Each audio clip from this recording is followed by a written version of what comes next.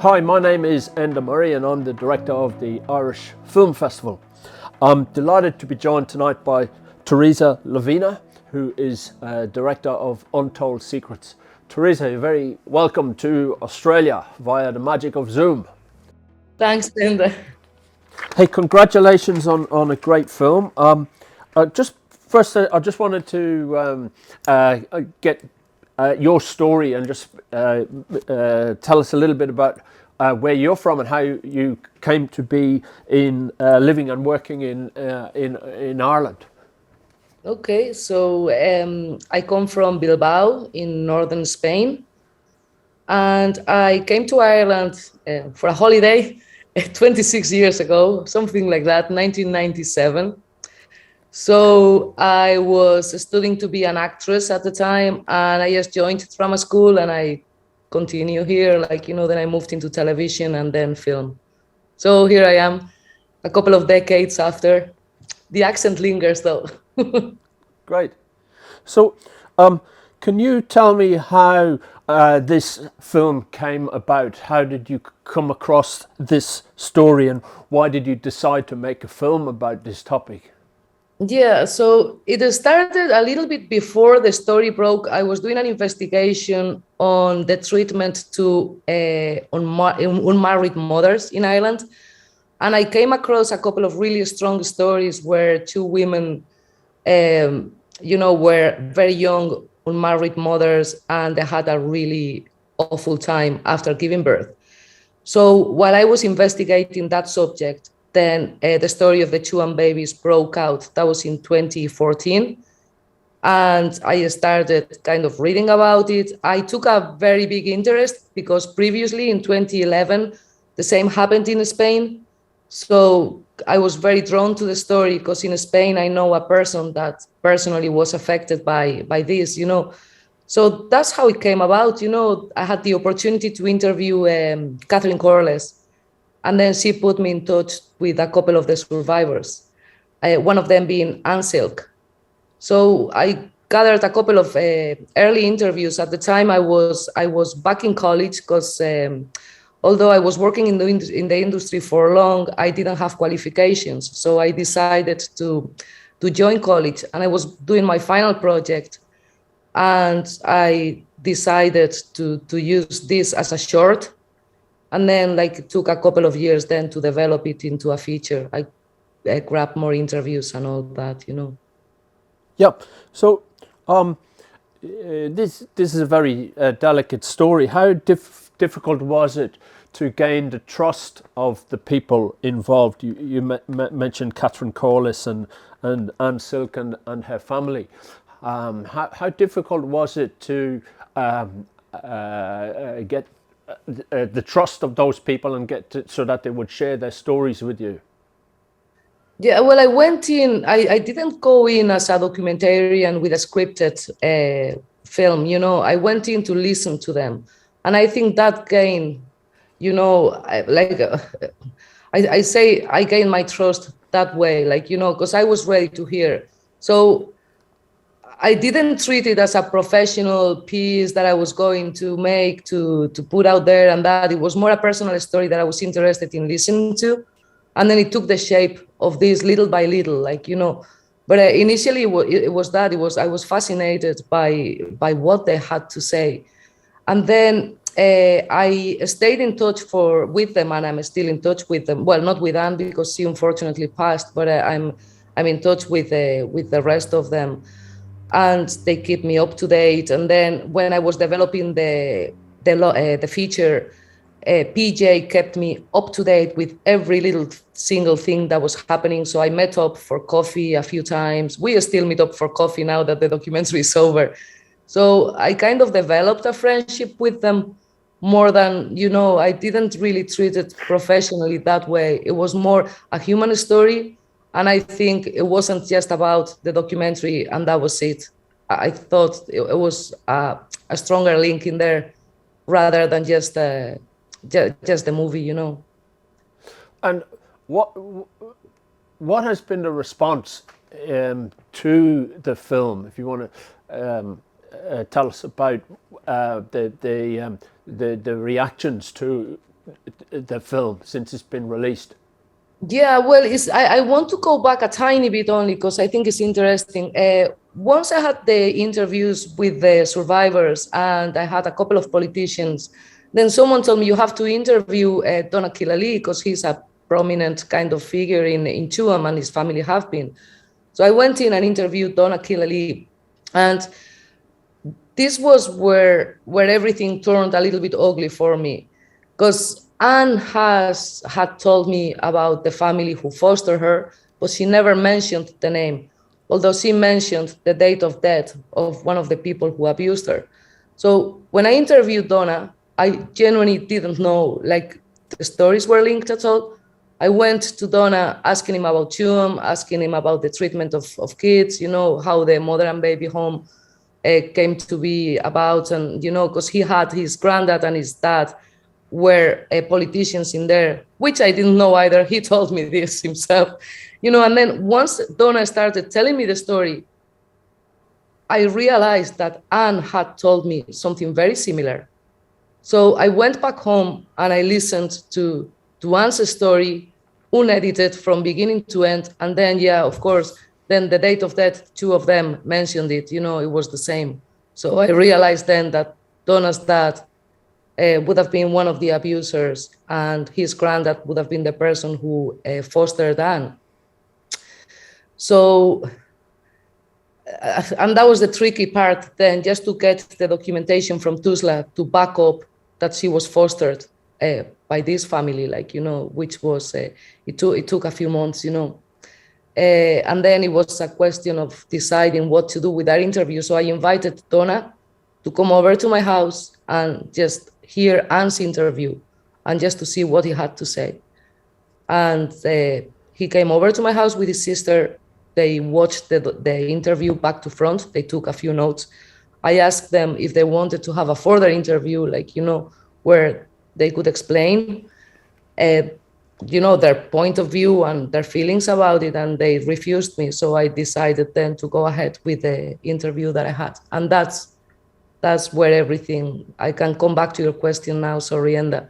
That was the aftermath. So it was very, very well received, obviously by the Irish public, very well received, but it was very badly received by the media and, well, of course, by the family.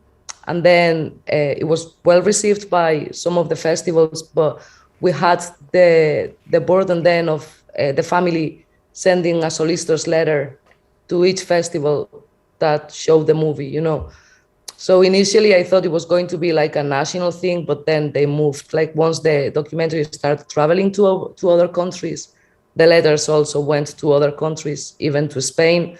They got a letter translated into Spanish, But okay, so and could I just stop you? So the family were sending letters to festivals to prevent the film being shown. Yeah, but I never got a letter myself. And that was the weird thing, because if they thought that someone should have been sued, I thought me would have been the person, but anyway, I already had the clearance from the IFI, where, obviously there's nothing there that I can be sued for. So just went ahead. But yeah, the media was very reluctant to post anything about it or to write anything about it. So it was only the Examiner newspaper and then Irish Central that covered some articles on it. Yep. And how did this impact on you as a filmmaker, and then also just emotionally yourself?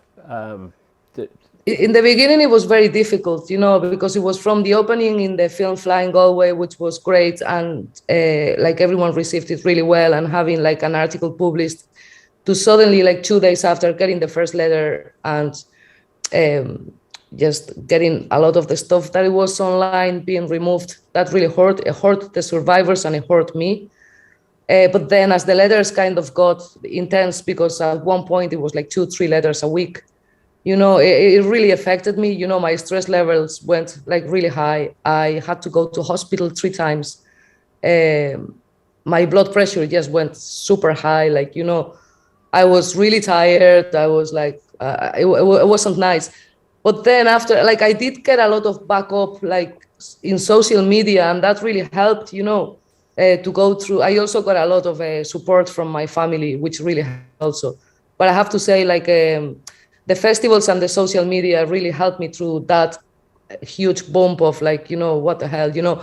Still disappointed because I think it's a film that, I mean, that is for Ireland to know what really happened, you know. But unfortunately, I don't think it is the time now. You know, that's what Yeah. I've to realize that maybe it is maybe too early to show it.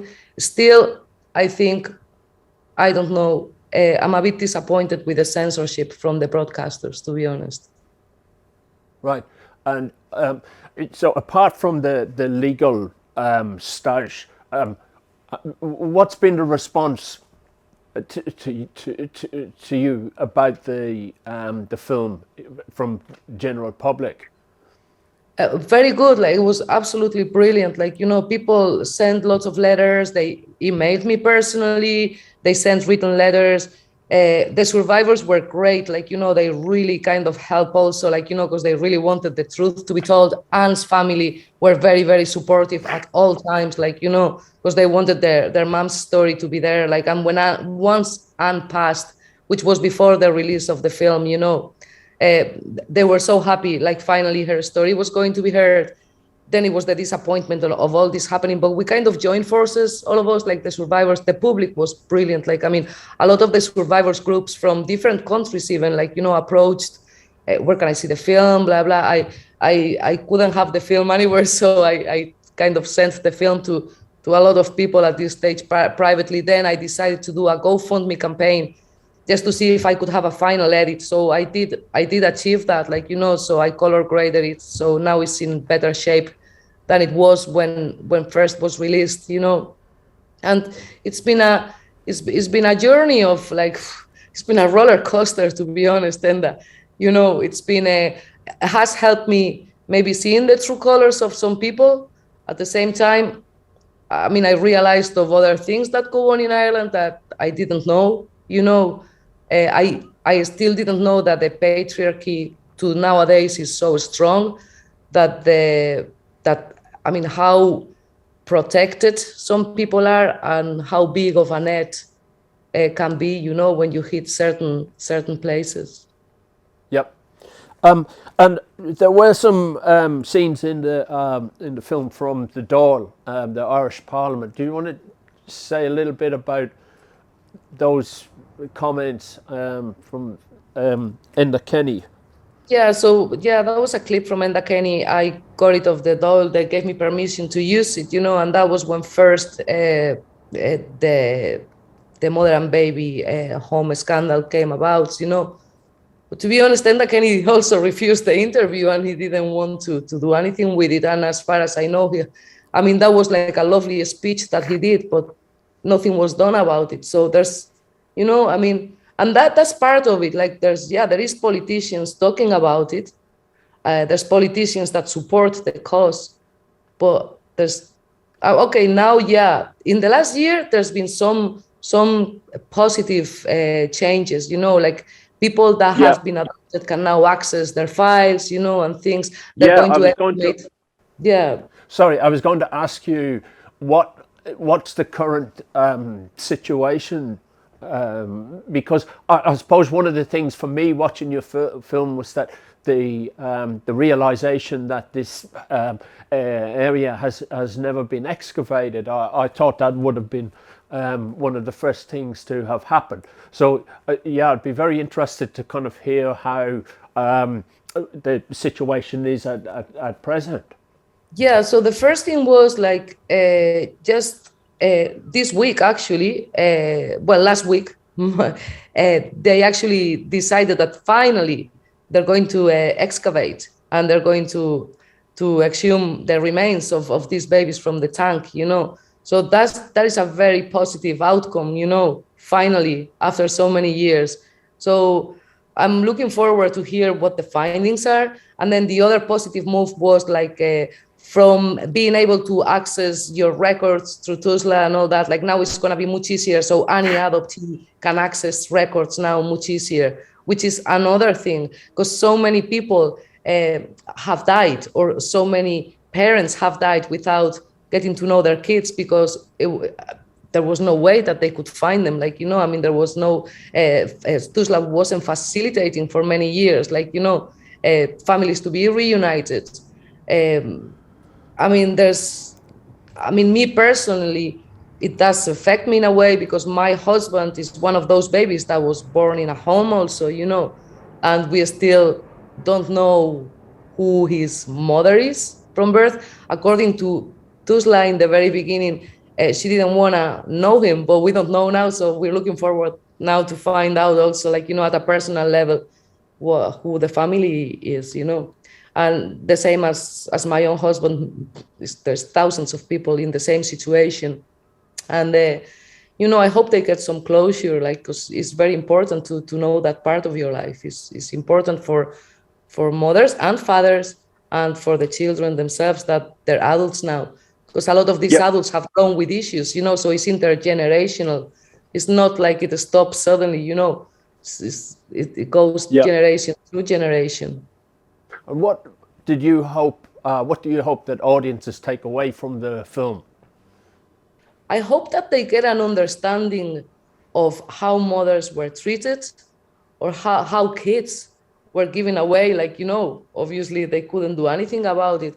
But also I want people to know, like, I mean, power, how power really can affect in a negative way to especially the lower classes, because most people that were affected came from not very rich backgrounds, like, But I also, like, that I hope it doesn't repeat. Well, I don't think it will repeat ever, but I mean, just to gain an understanding, or just to see how have we evolved somehow as human beings also, that we won't allow these things to happen. But I would like people to, I don't know, if they want to write to me even, they can, if they want to. I love to hear their feedback, and to see what they think, or to see if it's important to have this film out there available to everyone, Yeah. Can you just tell us a little bit about the work that you've been doing with the traveller community in Ireland? Yeah, I've doing a lot of work with them. I'm cutting a documentary at the moment that hopefully I have it finished now in the next few weeks.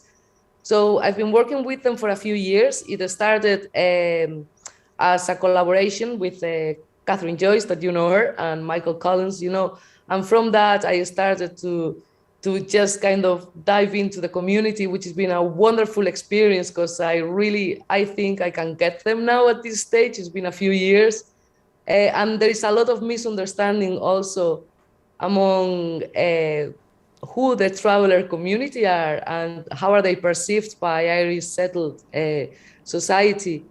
I think in a way, because I am a minority myself in Ireland, they accepted me because we have some common ground in terms of maybe segregation or not having equal opportunities. So it's been lovely that they've opened up and they've told me so many stories, and they are great storytellers, because that has been their way of passing on their own history. So I hope this new documentary is well received, and especially for the traveler community, because at the end of the day, it is for them, because it's like a history, like an archive for them to have, of traditions, of stories, of songs, and of like very, very open feelings, especially coming from, I was going to say from women, from women, like living on the side of the road, but also from men, that open, they're very, very open about their emotions, which they rarely do, in the traveler community, which is, I think is beautiful that they've trusted me with this, Great. And when do you have a date for when this your next film might appear? Yeah, well, I'm hoping to premiere in Seminci in Spain in October, in Valladolid, in the the film week in Valladolid in there. And then I don't know after that, like see what festivals want to do with it, you know. I hope it doesn't end up in my hard drive as this one is gonna end, you know. So I hope it has a better future. But I know I'm sure it will, you know, it's a lighter subject, you know. It's not as politically charged. It is a little bit politically charged at some points, you know, obviously, but it's lighter, it's lighter. Great. Thank you so much, Teresa, for taking the time, and congratulations on a really interesting and thought-provoking film. I think a very important film. And good luck with your next project. Thanks very much for joining us. And I mean, I really mean it. Thank you so much for bringing it to an audience, you know, across the ocean, because it is very, very important for me that people can you know, reach the film. So I'm really grateful for this. Great. Thank you very much. Adios.